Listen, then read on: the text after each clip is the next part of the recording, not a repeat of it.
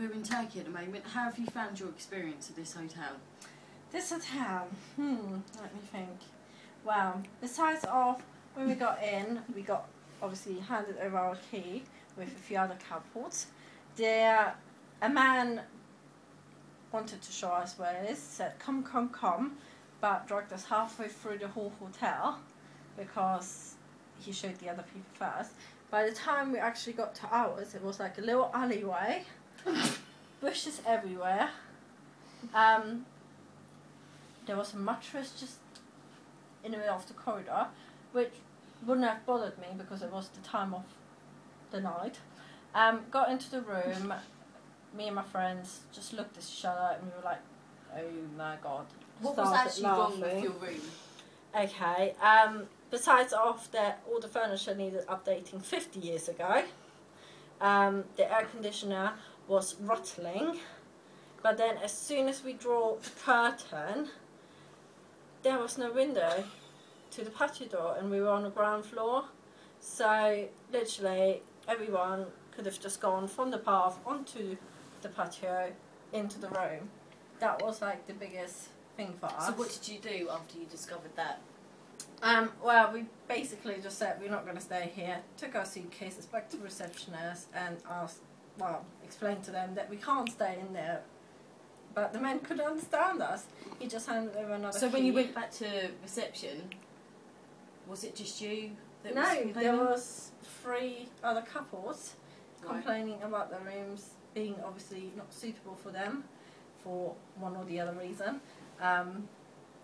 What was other people complaining about? They were complaining that obviously the room was dirty, that one of the couples had a little baby and they were put in a room with a double bed and a single bed but no cot, and the baby is 10 months old, for example.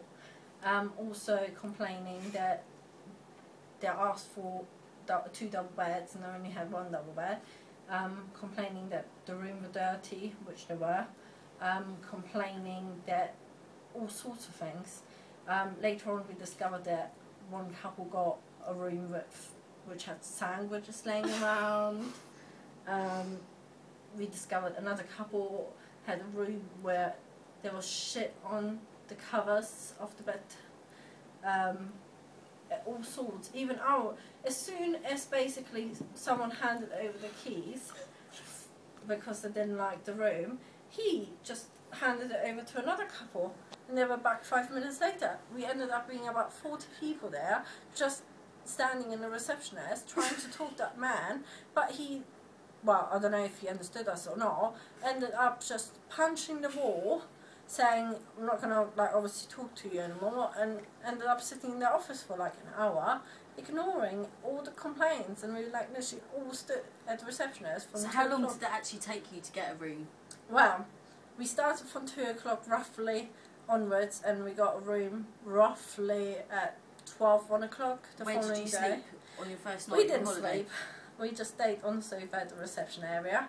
There was cats ringing around, there was obviously people coming in and out, there have been night clubbing. Bless, a bloke's been hit, they didn't even call doctor or anything, his nose was broken, he was bleeding everywhere. It took him 5 hours to clean the blood away. So there was actually blood on the reception floor? Yeah, it took him about 5 hours to clean that away. So, lovely. Cats everywhere in the reception area, little kitten cats, and you can see there. What about the couple? There was the mattress. They put the mattress in with the. Oh yeah, there was blood on it. That was the same room that they were given to us at the beginning with no window. Basically, it was a family with a child, and they asked obviously for a double bed and a single bed, but they were given. No, they had 2 children. They were given just a double bed and 1 single bed, and they would need another single bed, which the room wasn't suitable for putting another bed in it because it's only a tiny room.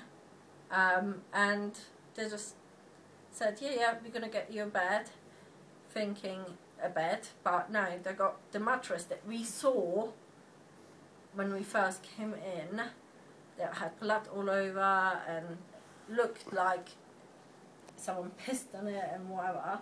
Yeah, just put literally on the floor. It's not even got whatever you call it at the bottom. It was on the floor. And so after 8 hours, you got your own. Well, we got our own room.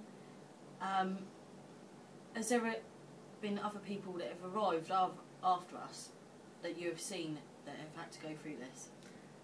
Well, besides of that day where we've been, where it must have been at least 50 people, every day is at least 10 people. Obviously at the weekend it's going to be more, which when we came it was the weekend, and now it's Monday. Today we've seen about 5-6 people at least. People crying. Yes. Yesterday we saw people as well. This morning we saw people as well. They've still been there. Yeah. So the awful thing is that the staff doesn't understand us or doesn't speak English. So when you asked them questions, what did they do? They don't do anything. They're just... Did they say anything? No, they can't even speak English. And if you ask them something, they're just like, yeah. And then what about the rep? When he turned up, what did he tell everyone? Well, I think, fair enough, the rep was given... We were 40 people there, and everyone wanted to be sorted straight away. Which you can't blame them after.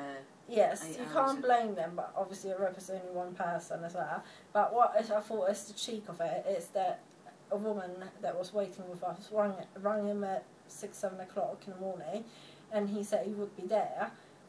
4 hours later, he was still not there, so we rang him again, and he was like, I'm at the beach, it's actually my day off.